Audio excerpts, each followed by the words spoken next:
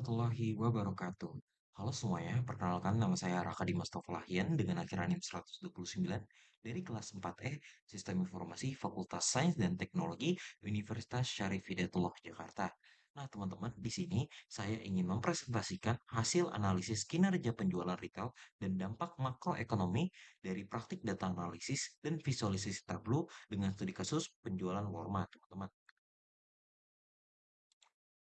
Nah, di sini saya ingin memberikan tema dan juga sumber data yang telah saya dapatkan. Pertama, untuk tema analisisnya, mmm, temanya adalah untuk menganalisis tren penjualan toko retail berdasarkan dimensi waktu, hari libur dan juga hari-hari biasa, terus juga mengidentifikasi toko dengan kontribusi pendapatan tertinggi, serta melihat korelasi antara kondisi makroekonomi atau tingkat pengangguran dengan terhadap daya beli pasar, teman-teman. Nah, sumber data yang saya gunakan adalah sebuah dataset sekunder bersifat CSV atau Walmart Sales CSV yang berisi riwayat penjualan mingguan berbagai cabang toko lengkap dengan indikator status libur nasional dan juga metrik ekonomi wilayah. Nah, teman-teman, sebelum kita lanjut, kita harus memahami dulu proses bisnisnya. Dalam industri retail skala besar, teman-teman, perputaran barang terjadi dengan sangat cepat dan kinerjanya sangat sensitif terhadap momen-momen tertentu. Oleh karena itu, teman-teman, analisis ini dirancang untuk menjawab tiga kebutuhan strategis manajemen. Yang pertama, kita perlu menentukan waktu terbaik untuk memaksimalkan persediaan stok dengan membuktikan seberapa besar lonjakan penjualan saat hari libur nasional. Kedua, kita harus mengidentifikasi cabang-cabang toko unggulan yang menjadi penyumbang profit terbesar agar prioritas distribusi logistik lebih tepat sasaran. Dan yang terakhir, analisis ini juga bertujuan untuk memetakan dampak kondisi makroekonomi, khususnya melihat korelasi antara tingkat pengangguran di wilayah operasi toko terhadap potensi melemahnya daya beli konsumen. Nah, sebelum kita lanjut, kita harus memahami terlebih dahulu nih teman-teman, data-data yang saya gunakan. Yaitu total data yang saya gunakan adalah 6.435 baris riwayat penjual mingguan.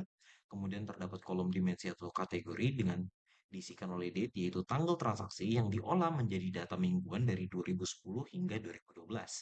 Selanjutnya yaitu store, di mana itu berisikan nomor identitas cabang toko. Kemudian holiday flag, yaitu sebuah penanda hari libur jikalau satu itu hari libur dan kalau nol itu adalah hari biasa. Selanjutnya ada kolom metrik atau angka yang berisikan adalah sebuah weekly sales, yaitu total pendapatan kotor mingguan, dan juga unemployment, yaitu persentase tingkat pengangguran di area toko. Nah, selanjutnya teman-teman, kita akan membedah yaitu proses analisis datanya. Yang pertama adalah X atau bertanya, apa sih faktor yang mempengaruhi naik turunnya penjualan retail dan toko mana yang menjadi penyumbang profit terbesarnya?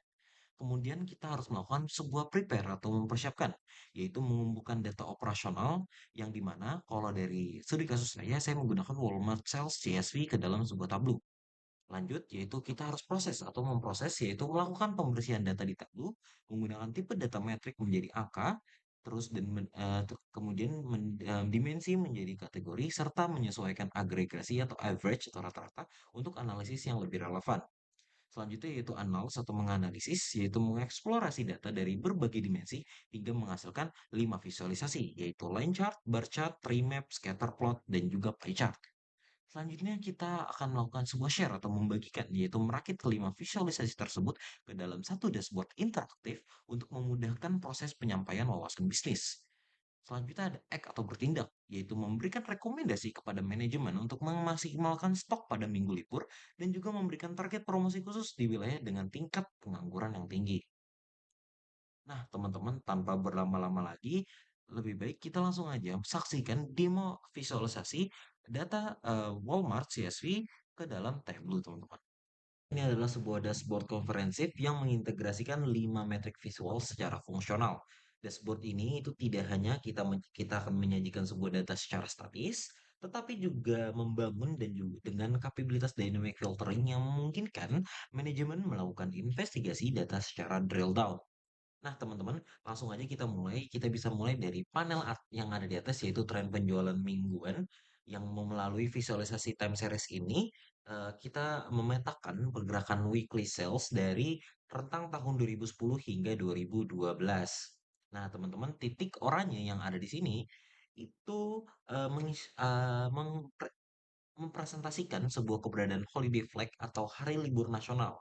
Nah, teman-teman bisa kita lihat juga di sini secara analitik kita bisa mengidentifikasi adanya pola volatilitas dan juga anomali positif yaitu sebuah lonjakan pendapatan yang lumayan signifikan dan juga konsisten yang selalu terjadi di kuartal 4 pada periode akhir tahun, teman-teman. Bisa dilihat di sini, di akhir tahun 2010 hingga bertemu dengan awal tahun dari 2011, itu terjadi sebuah pelonjakan yang lumayan signifikan dan ini terjadi secara konsisten karena bisa kita lihat lagi teman-teman di akhir-akhir tahun dari 2011 masuk ke 2012 terjadi pelonjakan yang sama teman-teman seperti itu.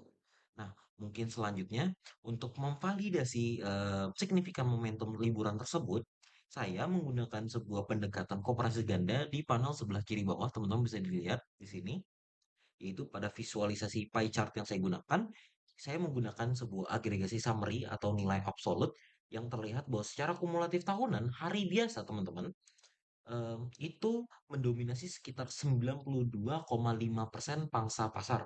Ini adalah sebuah distribusi matematif yang logis mengingat sebuah populasi hari biasa itu jauh melampaui jumlah hari libur. Namun teman-teman, sebuah penemuan krusial terletak pada bar chart di sebelahnya teman-teman ketika data dikalkulasi menggunakan agregasi average atau rata-rata mingguan, terbukti secara empiris bahwa rasio pendapatan pada minggu yang memiliki hari libur itu secara konsisten memunguli minggu dari minggu yang biasa.